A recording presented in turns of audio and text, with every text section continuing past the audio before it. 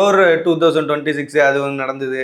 அதுக்கப்புறம் அந்த practice matches நடந்தது. இதெல்லாம் தோனியை வந்து அந்த நெட்ஸ்லாம் பார்த்து எல்லாம் ரசிகர்களா அப்படி சொல்லிட்டு இருந்தப்போ மேட்ச் அப்போ கரெக்டாக அந்த தசைப்பிடிப்பு வந்தது. அதுவும் ஒரு கரெக்டாக ஒரு 2 வாரன்றது வந்து கொஞ்சம் அக்செப்டபிளா இல்லையானே அப்படின்னு கேட்குறாங்க. அதாவது இப்போ நீங்க கேட்குறது எப்படி இருக்குதுன்னா, நிஜமாவே தசைப்பிடிப்பா இல்லை வந்து என்ன பிடிப்பு இது அப்படின்னு கேட்குறீங்க நீங்கள் அப்படின்னு ஒரு கேட்குறாங்க. என்னன்னா அதை நான் ஸ்டார்டிங்கில் சொன்ன மாதிரி ஒரு ஹைப்பு முதல்ல இருக்கட்டும். இனிஷியலாகவே சொல்லிட்டோம்னா அது குறைஞ்சிரும். ஏன்னா அட் எண்ட் ஆஃப் த டே இது எல்லாமே கமர்ஷியல்ஸ் பிஸ்னஸை ஒட்டி நடக்கக்கூடிய ஒரு விஷயம். ஸோ நான் எப்படி பார்க்குறேன் அப்படின்னா வந்து இதை கடைசி நிமிஷத்தில் அனௌன்ஸ் பண்ணிட்டாங்க. ஒரு 2 வாரம் தலைமை இல்லாமல் என்ன நடக்குதுன்னு தலைமை பார்க்கறதுக்காக வெயிட் பண்ணுறாப்புல, அவ்வளோதான். பண்ணுறானுங்க பசங்க எல்லாம் ஓகே அப்படின்னா ஓகே. ரவீந்திர ஜடேஜா கிட்ட கேப்டன்சியை கொடுத்து பார்த்தாரு, செட் ஆகலைன்னா உடனே கொண்டா ஏவா அப்படின்ட்டு தான் கேப்டனாக மாறிக்கிட்டாரு. அப்படி போச்சு. ருத்ராஜ் கிட்ட கொடுத்து பார்த்தாங்க, அப்புறம் திடீர்னு தம்பி நான் பண்ணுறேன் அப்படின்னு சொல்லிட்டு திரும்ப நடுவில் இவர் வந்தார்.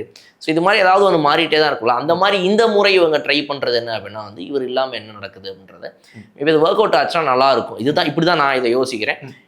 தோனியை பொறுத்த வரைக்கும் இது ஒர்க் அவுட் ஆகணும்னு ஆசைப்படுவார். சிஎஸ்கே அதுதான் நினைக்கும். பிகாஸ் ஒரு ஃப்ரான்ச்சைசி ஒரு நபரை மட்டுமே நம்பி இருக்குதுங்கிறது வந்து ரொம்ப பெரிய மென்டல் ஸ்ட்ரெஸ் அது அந்த பர்சனுக்கு இல்லையா. அவர் எப்படி இருக்கும், என்னடா நான் இல்லைன்னா ஒன்றே பண்ண மாட்டேங்க, எல்லாத்துக்கும் நான் வேணுமா உனக்கு என்னடா அப்படின்னு இருக்கும்ல.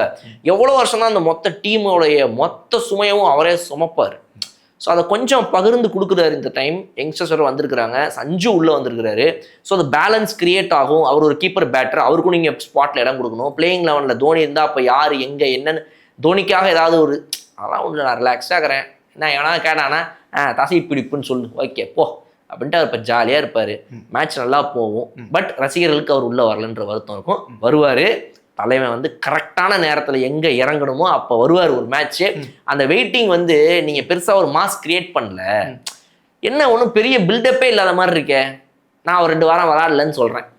இப்போ என்ன ஆகும்னா ஒவ்வொரு சிஎஸ்கே மேட்சும் உள்ளே போகும்போது என்னடா அவர் இல்லாமல் 2 வாரம் கழிச்சு நடக்கிற அந்த 5வது மேட்ச் அன்னைக்கு டுமாரோ தலை ரிட்டர்ன்ஸ்.